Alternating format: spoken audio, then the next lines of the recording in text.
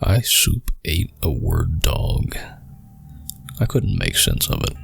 The letter had been slipped underneath my door in an unmarked brown paper envelope. I had no idea who it was from, or what it meant. Inside the envelope in blue crayon, the message was haphazardly scrawled across an unsophisticated sheet of colored card. It possessed a curiously infantile quality and exuded an eerie feeling that took hold of me, and only grew stronger as I read and reread the letter. As I sat there turning it over in my mind, my phone rang, freeing me from my trance. It was an unregistered number. I hesitated for a moment before answering. "Hello?" I said. "I soup ate a word dog," whispered the voice on the other end.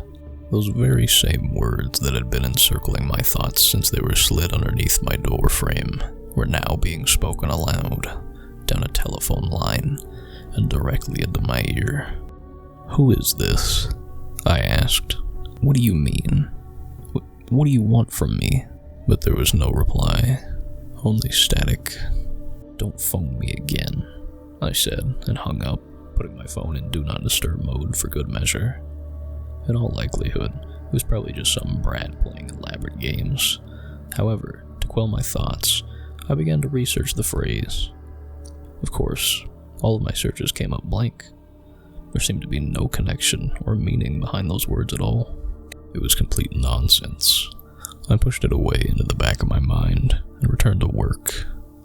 Days and weeks passed me by, and all the while, I received ever-increasing quantities of letters and phone calls, all with the exact same phrase. Even after changing my number, the calls persisted relentlessly. "I soup ate a word dog." What I assumed had begun as a childish and silly prank had turned into a plainly purposive and distressing harassment. I couldn't bear it any longer, and so I asked around, and was put in touch with a well-regarded private investigator. He arrived at my apartment 1 month past the initiation of my torment. In advance of his arrival, I'd collected all the letters and records of the phone calls, and we discussed the incidents at length together. He gave me his assurance that everything would be fine, just fine, that he would get to the bottom of all of this. He confessed that he was a little bemused by my situation. I suppose that private investigators usually dealt with extramarital affairs and that sordid sort of things. Nevertheless, he agreed to commit fully to my case, to the full extent of his abilities, and went away, promising to update me if he uncovered any information. A week or so later, he called at my apartment again. He was very apologetic. He had been unable to uncover any reason or sense behind the messages. There was no precedent for this behavior. He could find no graphological hallmarks of ownership on the letters. However, he declared to me that there was, in his words, a flower in the desert. From the phone records, he was able to determine the likely origin of the calls, a derelict house on the outskirts of town. I thanked him for his time, paid him for his services, and returned to my thoughts.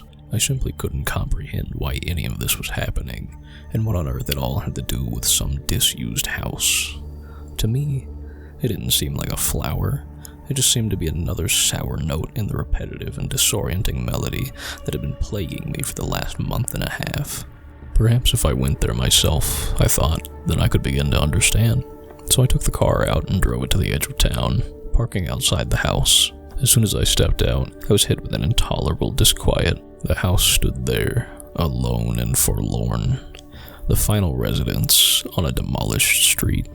The rest of the neighborhood cleared, presumably to make way for new development. In front of the derelict house was the last remaining garden of the neighborhood, sparse and dry, home only to bindweed and creeping thistles.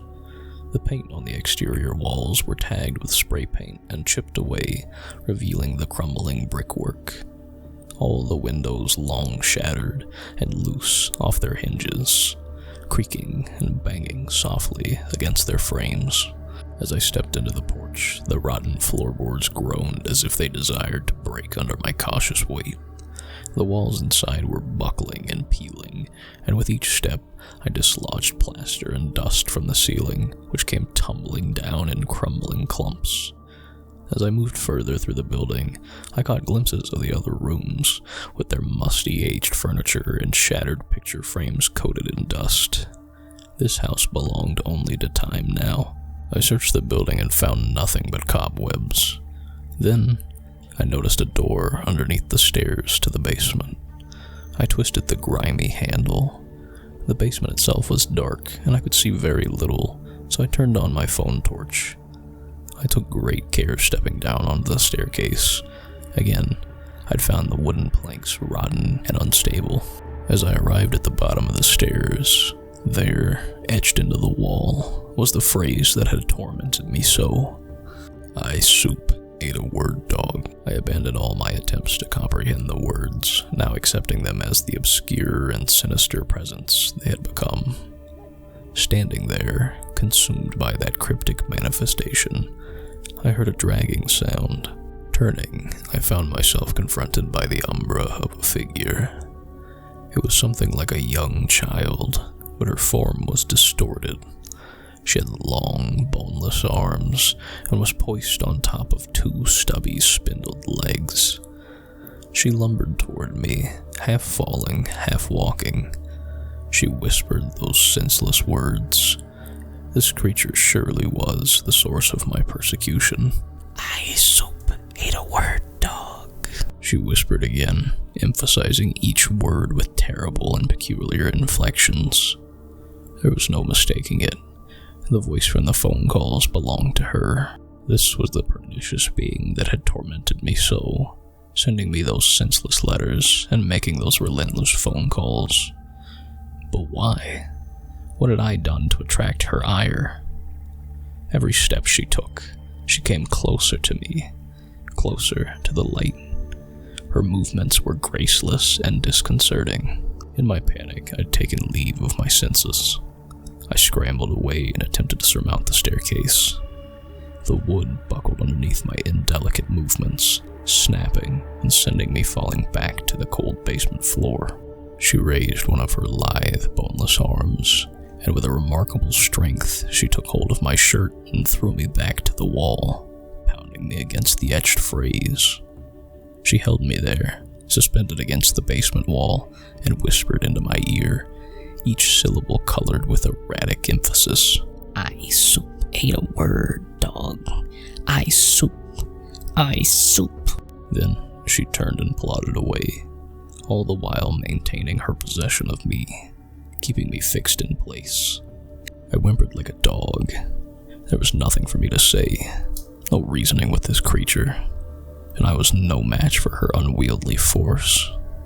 She held me there with ease, one arm pinning me midair against the wall, all the while busying herself with something in the corner of the room. Eventually, she turned back and began to struggle towards me on her spinning top legs. She stepped back into the light again. I saw clearly her shadowy and warped features, her rotten smile, her dark and sunken eyes, and in her spare hand, she held an open can of soup. She compelled my mouth open, nursing me with the liquid, pouring it down my throat. I could only swallow or choke, and as I drank the rancid soup, I felt my mind slipping away. I couldn't speak. I could hardly think. All I could do was listen to her repeat that damn phrase over and over and over. I soup ate a word dog. I soup ate a word dog. I soup ate a word dog. I soup ate a word dog. I soup ate a word dog. I soup a word dog. I soup ate a word dog. The last thing I recall was the child's twilight face and her sinister smile spreading impossibly wide across it as she whispered, "Welcome to the soup." I woke up in a hospital room. Several weeks had passed since that day that I'd driven to that house. The doctors told me that I had been found wandering the streets, repeating the same words over and over. They brought me back here to monitor my condition, and, upon my arrival, I'd collapsed from exhaustion and fell into a catatonic state. They had no medical explanation for my affliction. When I explained to them the circumstances that had brought me here, they agreed to arrange a meeting for me with the police. They came to visit me at my hospital bed, and we discussed everything: the harassment, the investigation, and the incident, taking care to leave out any details that might result in my institutionalization. They too went away promising to uncover the truth, and they too were unable to find any leads on my attacker. In fact, upon arriving at the supposed scene of the crime, the police found no house at all. Construction had already begun on the development a few days prior. The house had been reduced to nothing, and the basement filled with concrete. I suppose no one else will ever truly know what happened to me. No one will ever truly understand what I went through, why I had to go through it, or how it even happened. As for myself, I've been left with only one reasonable explanation. I ate a word dog. Thank you guys for listening to tonight's story. If you enjoyed, leave a like, and don't forget to subscribe for more. Thanks.